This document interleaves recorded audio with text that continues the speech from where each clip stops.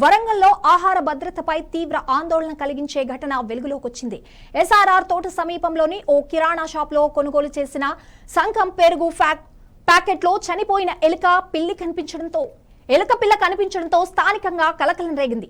పెరుగు ప్యాకెట్ను ఇంటికి తీసుకెళ్లి తెరిచిన వెంటనే ఈ ఘటన వెలుగులోకి రాగా వినియోగదారులు వెంటనే కిరాణా యజమానిని నిలదీసి అధికారులకు ఫిర్యాదు చేశారు. సమాచారం అందుకున్న అధికారులు ఘటనా స్థలానికి చేరుకుని పరిశీలనలను నిర్వహించి సంబంధిత బ్యాచ్ కు చెందిన పెరుగు ప్యాకెట్ల అమ్మకాలను వెంటనే నిలిపివేశారు.